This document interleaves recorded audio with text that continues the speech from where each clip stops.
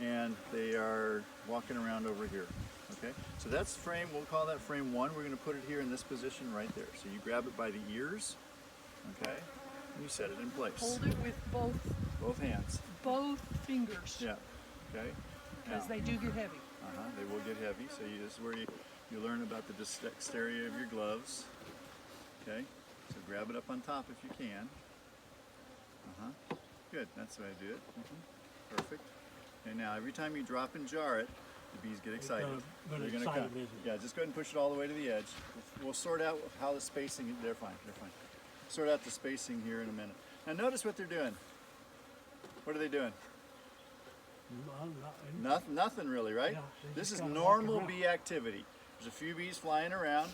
That's normal bee activity. That's also got mad, they'd be. That's also the sign that there's probably a queen in there and everybody's happy. We got enough to eat. We got a queen. Life is good.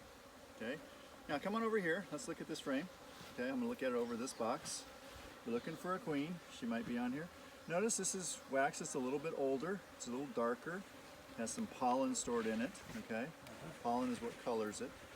Okay. And over here, we're also looking for a queen. So this is pollen and cured or curing nectar. See how at the top there, stick your finger out. Just put your finger out. Right there. See right in that area? They're beginning to cap it over. Okay? Those cells are getting smaller, so they'll start capping it over. That's how you know when it's honey. When it's complete and the bees think it's done, then it's done. Okay? So we didn't see the queen, and these are all girls.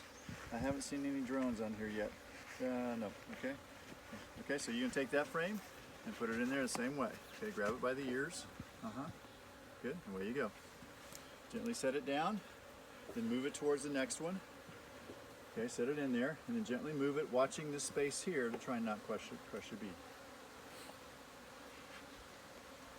Okay? Make sure they're nice and tight in there, because these have got stuff on them.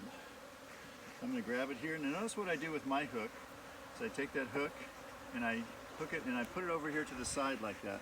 So now I can grab the hive tool in my hand, and grab the frame as well. Okay? Now, Those are being capped. This is all brood. This is brood, it's different. Now if you look at the edges, you'll see a few larvae at the very edges. The sun, a good way to look at a frame is to have the sun over your shoulder. Okay, so let me look to make sure there's not a queen on here yet. Let's see her. If I see her, I'm going to go ahead and take the frame and put it in there. Okay. So this is older brood yet. So there's honey around the outside. Okay, see that? So it looks like little muffin tops. Individual muffin tops. If it were honey, it would be one solid sheet of wax across it. Okay?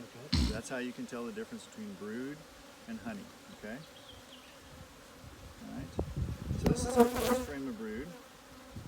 And then they're trying to build on top of it. Yep, that's called burr comb. And depending upon how clean a beekeeper you want to be, you can scrape that off or not. It's up to you. Okay? So why don't you go ahead and take this and put that in your box. Grab it by the top there. As you grab, be careful of squishing the bees.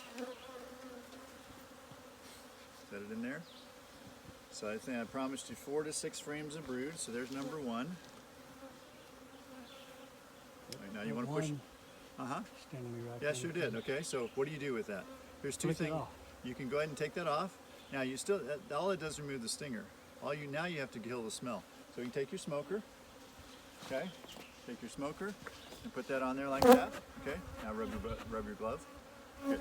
Now reach down into the sand and grab some sand, rub your glove in the sand.